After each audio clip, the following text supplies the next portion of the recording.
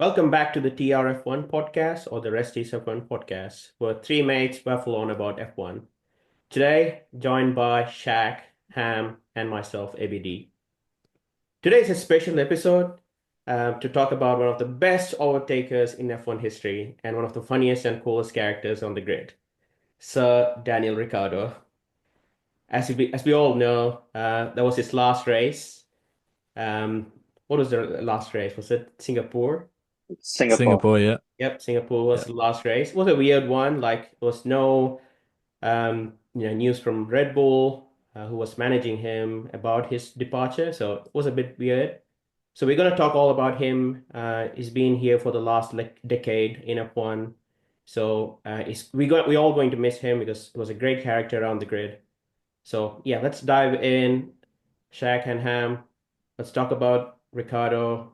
We're going to miss him being from Australia, all of us being from Australia. I think we're going to miss an Aussie driver from the grid. So starting with you, Ham, what are you going to miss most about Ricardo? What am I missed? The honey badger. Honestly, his smile, his aura in the paddock was different. You know, Yeah, the way he smiles, or the race he drives from top to bottom, he was an amazing driver. yeah, It's hard to see him leave the paddock once again. He had a hard time a couple of years ago, and he was finally back in the grid, and again he's gone. It was a very sad thing to notice because I did not know that he was gonna leave or he was gonna be removed from RB until the race started. yeah, Like that was a shocking news for me. So his races in Monaco, which I personally love in 2018, like, he's been a brilliant racer, and I think the last race in Singapore where he pulled off the fast lap, I think that was a really good way to finish his race for the season and for probably his life. I don't know. We have to wait and see for that. I yeah. think Let's yeah, that's one of the memories I've yeah. about Let's it. let's talk about the exit. Shaq, what do you think? How did Red Bull manage it? Terribly, awfully, just so bad. I think there was no he didn't seem very clear until like pretty much during the race in Singapore. So that's you can't do that to anyone, any driver. And of all the drivers to do it to, you do it to the nicest person probably ever to walk on the grid. Yeah, I don't know a single person Yeah. who doesn't really like Daniel Ricciardo, but yeah, I don't think it was a good way to send him off. I think he should have got some kind of celebration or something because he's like one of the best yeah, Aussies probably ever. And yeah, he just deserved better, didn't he? yeah. So Honestly, yeah, yeah. yeah, I've got two questions. Okay, one for Ham and one for Shaq. So for Shaq, do you think the way the Red Bull sort of sacked him leaves him the door open, like to come back at a later stage? Yeah, yeah, I think it does. I don't Yeah, think it's over. I yeah. feel like it. I think Like that's I the think a only lot of people positive out do. of it, right? Yeah, exactly. That's the only positive. It doesn't feel like it's the end, but a lot of people are saying it's the end. Yeah, He is an expensive driver. Last time I checked, he was like top 10 in the salary for drivers. But I think I think he can go somewhere. I don't know where. yeah, Everyone's pretty much filled their seats up. yeah. I think But I think that's a yeah, good segue to the question to Ham. Ham, do you think he Yeah. still got it if he, ever comes back to F1? Do you think he still have that form that he used to have in the past? Uh, if you're talking about a seat in Red Bull, not RB, in Red Bull next year, instead of Perez, definitely. You think I he's would better than say, Perez? oh, he's way better than Perez. He's way better than Perez. We've seen it in the past. If you put Perez and Ricardo in the same car, I think easy, hands down, Ricardo is going to bring it home Yeah, because him as a driver who's been performing more than anybody. I think, I mean, at least in a Red Bull, for the before when Max started dominating, he was the one who was giving it all right after Vettel. yeah, So he has a really good chance if he was given the opportunity to come back to Red Bull. But then I would say he should go for another team. yeah, Come on, Red Bull did a really bad job in letting him go, and yeah. the worst possible way because Jack, come how? Yep, sorry, go on, yeah, Ham.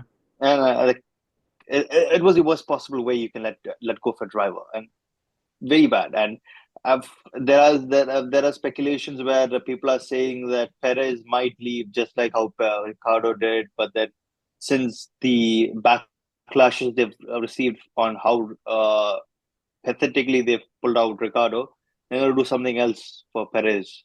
Seems Yeah. I'm not sure. It's just speculation. Let's see. Putting the same question to you, Shaq. Do you think he still got it? Yeah, I think so.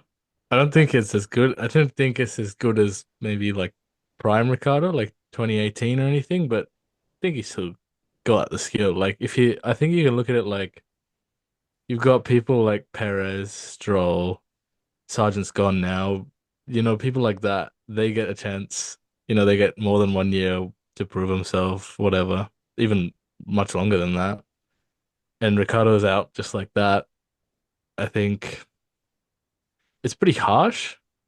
Um, the sacking, but I do think he has the skill to still be like really good. I think, like Hamdan said, if he's in the same car as Perez, they're gonna be. I think Ricardo's gonna be a lot quicker.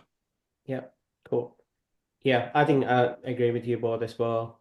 But also think if he doesn't come back, I know it's a bad way he was, sacked and all, but we all thoroughly enjoyed the time he was here, all the funny Yeah, quotes, all the overtakes, the podiums, the shoeies.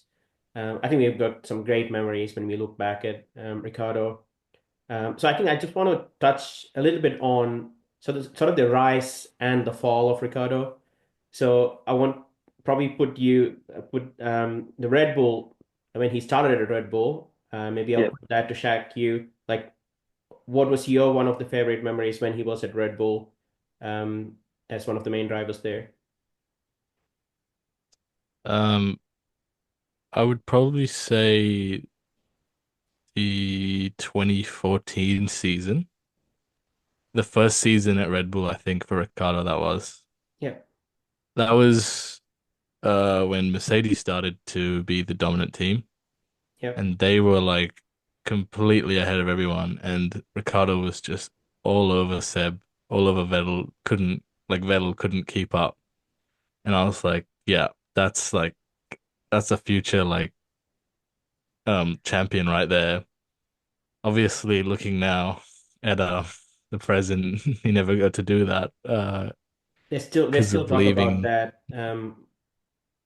overtake on Vettel, uh, Yeah, the yeah, races. Yeah, yeah, exactly. And so one thing they also still talk about is shouldn't have left Red Bull. Like that was a big changing point in his career, going to I Renault. agree.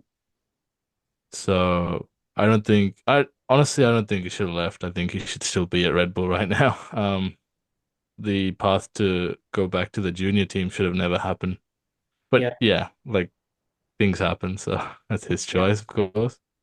yeah, Exactly. But then he should have gotten a seat in Red Bull rather than in an RB Yeah, because he's proven the team that he's the competitor for Max. He was actually uh, a good teammate and at the same time a really good rival for Max in his own car.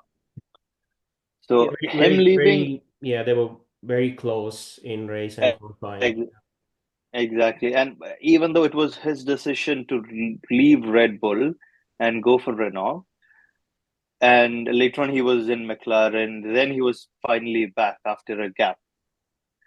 So he was given the chance in an RB. I think that was a wrong move to make. You should have given them a chance in a Red Bull Yeah. because Yeah, yeah, Perez yeah, Perez was given the opportunity, and even with the fast car last year, apart from the couple of races in the initial time, he was absolutely doing nothing. Yeah. yeah, Yeah. Let's He let's was let's talk lucky to. about He was lucky. yeah. So yeah, So we talked about his early Red Bull days. I just want to go into the next part of his career, which was at Alpine fair or enough. Renault at the time. I don't know if you guys remember this, but yeah, Yeah, yeah, yeah, yeah. he was at struggling team, but he got their first podium after a long time before he left to McLaren. So he still had a difficult stint, but I think towards the end he was able to get that podium, which was one of the highlights at yeah. Alpine. Then he went to McLaren, and Ham, probably I'll take you on this one. The days with Norris, right? So in the same car. Yeah, yeah, Yeah. exactly. Yeah. What are your memories at McLaren with Ricardo and Norris? Ricardo and Norris. I just I remember mostly about the team. They had their differences in the cars.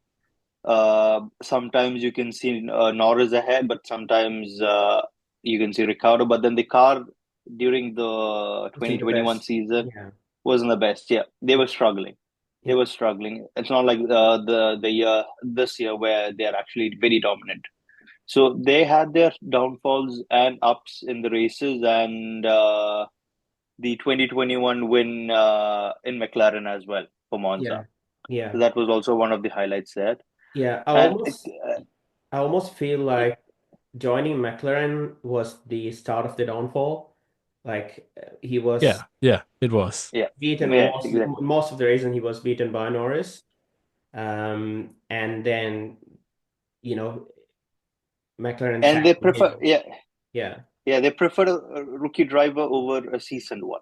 Yeah. And they and McLaren had to do that because they had a person who can be driving for another couple of years with them rather than Ricardo, who's going to be retiring sooner or later. So when you compare that, McLaren was obviously going to choose somebody much more younger.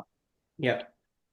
All right. I'm Yeah, gonna well, actually, one thing I want to say is if you look at it, this is kind of a sad way to look at it, but it's true. The two out of the three teams he left, McLaren, Red Bull, Mhm. they are like the two best teams in F1 right now. Uh, Obviously, we're not talking Alpine's terrible, so that was seems like a good decision to leave. But Red Bull and McLaren, it seems like McLaren, if he had he did never left, like he could have. Obviously, he did got sacked by McLaren, but if he never left McLaren, yeah, Red Bull, like yeah, in the first he place, had two exactly, yeah, championship cars right there. So I exactly. think that's kind of crazy. Yeah. In terms of Red Bull, I get it. They didn't sign someone better than Ricardo, but in terms of McLaren, I guess they have signed a better driver than Ricardo in Ricard, yeah, Aussie driver in Oscar. So yeah, let's see how that yeah. goes. But cool. All right. So we talked about his McLaren sort of downfall from the McLaren career, and then he had a big break before he joined VCARB RB, or yeah. yeah, Red Bull's junior team. I know when he came back, he had this massive crash where he fractured his finger. He Yeah, had Yeah. to go and he couldn't on another drive. break and then come back again. How do you think he performed against Yuki in the last 1 year? Jack, I'll go I to you. think you. Okay. Yeah. Yeah. Um. I was talking about it with some friends. One way to look at it is he probably had a clause in his contract where he had to beat Yuki on points. And when the RB was pretty good earlier in the start of the season, Yuki was making use of the car being pretty good, and he was able to get, seventh, eighth, ninth, tenth, pretty much every single race. Yeah, Whereas Ricardo was struggling. Whereas now I feel up until Singapore for that second half of the season, you can't really see it as much as like when you're scoring points, but I think Ricardo's performed much better than Yuki has. And in terms of that, I think it's kind of unlucky he doesn't get to show that like he doesn't get anything out of the good performances he's putting in. He's been getting kind of screwed over by RB a couple times with bad strategy, like in Hungary, I think they had something like that where they didn't need to pit so early and they did, and it kind of ruined the whole strategy because he had to hold on to tires for much longer. Yeah. Um, so I think in terms of that, uh, it was kind of equal performance, I would say. I don't think one was a lot better than the other. I think it was more depending on a race, like pretty 50-50. Yeah. Yeah. Ham, do you want to add anything to that? Uh, uh, I'm gonna add something for this year. So technically, we have seen Yuki performing a lot better than Ricardo. Like Shaq was saying earlier in the season, he was. But then we can see Ricardo's, I could say, performance increasing later on the year, where it was actually improving. But then again, like Shaq said, he was not getting in points. That is one of the major factors there, because with a good car, he was not able to get into the points. And even when Yuki was performing below his normal level, he was still not able to get into the point. So I think Yuki was performing better than him, but then uh, Ricardo also had a lot of strategy calls done by the team.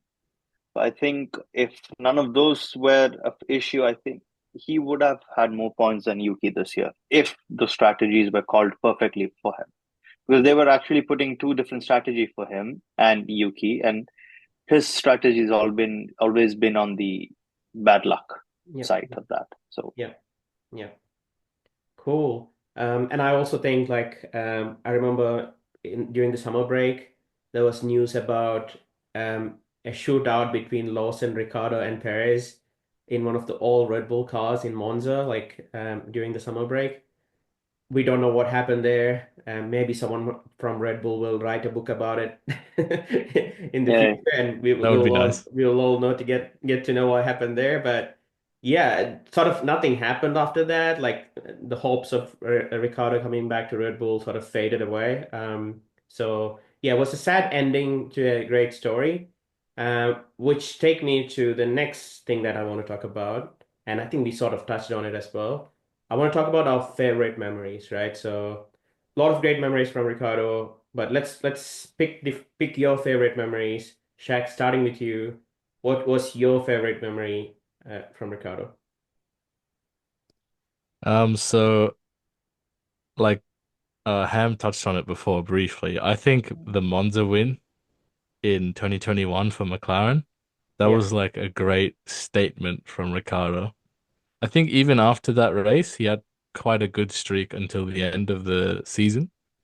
yeah, And it was so like it was kind of unexpected. The Mercedes team was not doing particularly well that race.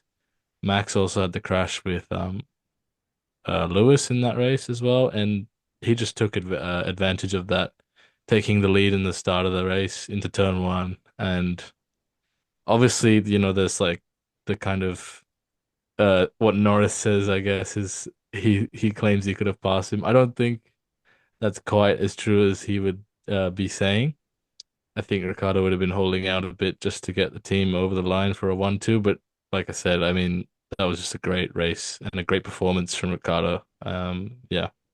yeah, absolutely. I remember like everyone was hoping Norris would be the first winner among those two for McLaren, but it turned out to be Ricardo. And they had this big event at the McLaren factory where they were carrying the trophy because it was their trophy after a very long time. real long time, exactly. Yeah, So it Yeah. was, Yeah. yeah, I still remember. And also the Monza podium, right? There's nothing like Monza podium. So the shooting Yeah, on the exactly. podium. Yeah. Yeah. All right. Now, Ham, what was your favorite memory? I know what it is, but let's hear from you. it's the 2018 Monaco win. Yeah. I would say the redemption of 2016 then. because he was. So I'm gonna talk a bit about 2016 and why 2018. The 2016 was the race where he was supposed to have the win due to a strategy call and pit uh, a pit issue and bad decisions done by the team. He had lost the lead to Hamilton, and he had to come in second. And 2 years down the road, 2018, he had the chance to win again with he had Sebastian no he had Vettel behind him if I'm not wrong. Yeah. No, Yeah. yeah, he had Vettel behind Yeah. him. Still, he was losing uh, engine power. He lost a huge chunk of the power from the car, and he was telling the team that he's lost a lot of power. But then the team was like, "Don't stop until the engine stops." They wanted to get him through the excuse me. He wanted to get him through the race, and he had a faster Ferrari right behind. And I've got to say, with a slower car and having uh, Sebastian Vettel in a Ferrari right behind him in Monaco and winning that is an amazing feat. That is the best thing for him. And it was a huge race. Come on. 2016 redemption for 2008. He's come back in 2018, got the win. Yeah. He had Vettel behind him, and this time no issues with the pit wall, nothing. The tires were ready. He put it in. He won the race. Yeah, I remember I like think that 2016, I saw Daniel Ricciardo's one of the angriest yeah. faces, Yeah, I and in know, right? 2018, the happiest faces. So two Yeah, yeah, extremes. yeah. Yeah. In fact, Perez was P3 in that race in 2016 with Forza India. You guys remember the team? No one remembers that.